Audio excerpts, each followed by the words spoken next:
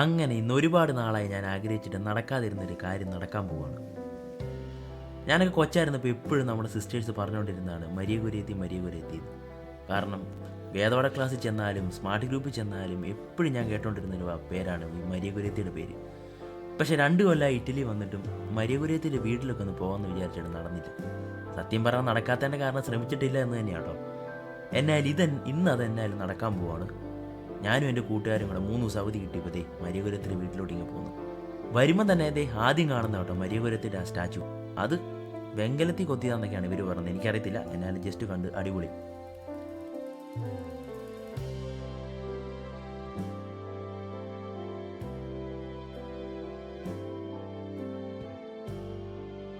ഇനി കുറച്ച് സ്റ്റെപ്പുണ്ട്, 1 2 3 4. ഞങ്ങൾ ചാടി എത്തി. മോനെ പണി വാളിതേ അടച്ചിട്ടേക്കുക. എന്നാലും തള്ളി നോക്കാം. പൂട്ടിയിട്ടില്ല, തുറന്നിട്ടുണ്ട്. കയറിയേക്കാം. ആദ്യം വരുമ്പോൾ തന്നെ കുറേ ഫോട്ടോസ്. ഇതൊക്കെ എന്താണോ എന്തോ. ഓക്കെ ഇത് ജോൺ പോൾ സെക്കൻഡിൻ്റെ ഫോട്ടോസാണെന്ന് തോന്നുന്നു. പിതാവ് ഈ വീട്ടിലെ തന്നെ ഫോട്ടോസ്. അപ്പോൾ ഇവിടെ വന്ന് കണ്ടപ്പോൾ എടുത്ത ഫോട്ടോസാണെന്ന് തോന്നുന്നു. എന്നാലും അടിപൊളിയായിട്ടുണ്ട്.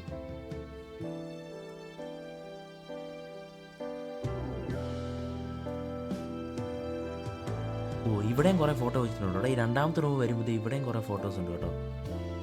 എനിക്ക് തോന്നുന്നത് ഇത് മരിയ കുര്യത്തിയുടെ സിനിമയിലെ മരിയ കുര്യത്തിയുടെ ജീവിതത്തെ സംബന്ധിച്ചെടുത്ത സിനിമയിലെ കുറച്ച് സ്ക്രീൻഷോട്ടാണെന്ന് തോന്നുന്നു. ഞാനും വിചാരിച്ചു അന്ന് ഇത്ര സെറ്റപ്പായിട്ട് ആരാ ഇത് ഫോട്ടോ എടുത്തത്.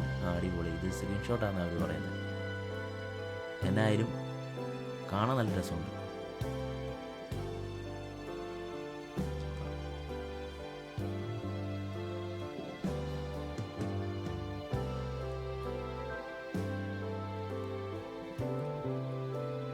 ഇനി ഇവിടെ എല്ലാവരും പ്രാർത്ഥിച്ചുകൊണ്ടിരിക്കും. എന്നാ സംഭവം അറിയത്തില്ല. എന്നാലും ഒന്ന് കയറി നോക്കാം.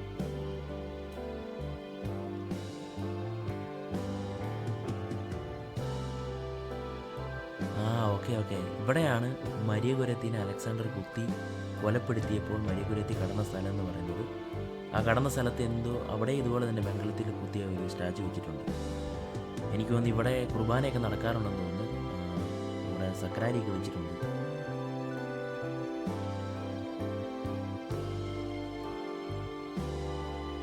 സിസ്റ്റർമാർ പറഞ്ഞ് എപ്പോഴും നമ്മൾ കേട്ടിട്ടുണ്ട് അലക്സാണ്ടർ 11 തവണ മരിയ കുര്യത്തിനെ കുത്തിയ കാര്യമൊക്കെ. എന്നാൽ ഇവിടെ വന്നപ്പോൾ അത് കാണാൻ പറ്റിയത് വലിയൊരു അനുഗ്രഹമായിട്ട് ഞാൻ കണക്കാക്കുന്നു. ഇനി ഇവിടെ എല്ലാം ഈ ലാറ്റിനിലും ഇറ്റാലിയനിലും ഏണ്ടൊക്കെ എഴുതി വെച്ചിട്ടുണ്ട്. നമുക്കതിനെക്കുറിച്ച് വലിയ ഗ്രാഹ്യം ഇല്ലാത്തതുകൊണ്ട് അതൊന്നും മൈൻഡ് ചെയ്യുന്നില്ല. അവിടുന്ന് നേരെ നമ്മൾ വിട്ടുപോകുന്നത് മരിയ കുര്യത്തിയുടെ തിരുശേഷിപ്പ് വെച്ചിരിക്കുന്ന പള്ളിയിലേക്കാണ്. അതൊരു ബസിലിക്കയാണ്. എന്നാലും നമ്മുടെ നാട്ടിലെ പോലെ അല്ല, കുറച്ചുകൂടി വിസ്താരമായിട്ടുള്ള ഒരു ബസിലിക്കയാണ്. കുറേ സഞ്ചാരികളൊക്കെ അരുമ്പഴും നടപ്പുണ്ട്.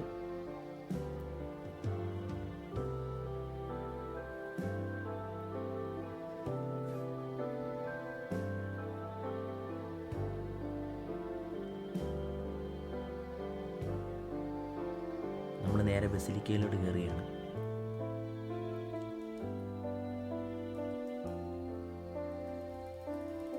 ഞാൻ വരുന്ന പ്രമാണിച്ചാണോ എന്ന് അറിയത്തില്ല. എന്തായാലും അവിടെ ചേച്ചിയൊക്കെ എല്ലാം ക്ലീൻ ചെയ്യുന്നുണ്ട്. നമ്മുടെ നാട്ടിലെ പള്ളി പോലെയല്ലെന്ന് ഞാൻ പറഞ്ഞില്ല. അകത്തെല്ലാം നല്ല അടിപൊളിയായിട്ടുണ്ട്.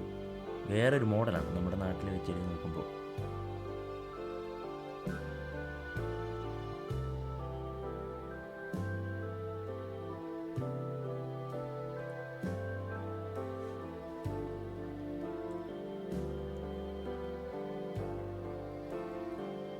ഓക്കെ ഇനി താഴത്തേക്ക് ചെല്ലുമ്പോൾ ആ താഴെയുള്ളൊരു ചെറിയ ചാപ്പലിലാണ് മരിയ കുര്യത്തിയുടെ ഭൗതിക ശരീരം ഇരിക്കുന്നത്.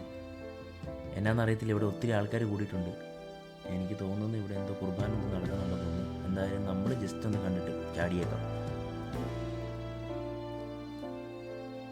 ഈ ചാപ്പല് വളരെ മനോഹരമാണ്. കാരണം ഇതിൻ്റെ സൈഡിലും എന്തോ വർക്കുകളൊക്കെ ചെയ്തിട്ടുണ്ട്.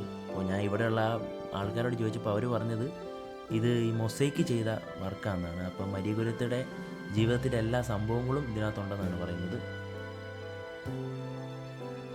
എന്നാലും ഞാനും അതെല്ലാം ഓടി നടന്ന് കണ്ടു. അടിപൊളി.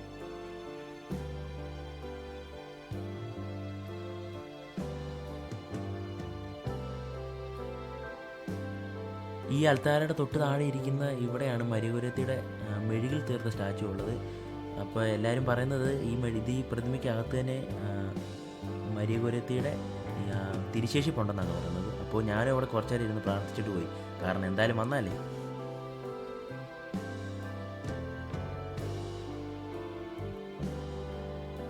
എനിവേ ഈ സ്ഥലം വളരെ മനോഹരമാണ്, കാരണം ഇത്ര നാളായിട്ടും കാണാൻ പറ്റാതെ ഒത്തിരി ആഗ്രഹിച്ചൊരു സ്ഥലത്താണ് ഞാൻ എത്തിയിരിക്കുന്നത്. അപ്പോൾ ഞാനും ഭയങ്കര എക്സൈറ്റഡ് ആണ്. എന്തായാലും കണ്ടു, ഒത്തിരി സന്തോഷം. ഇനി ഇതിൻ്റെ അപ്പുറത്തൊരു കടലുണ്ട്, ഇനി കുറച്ച്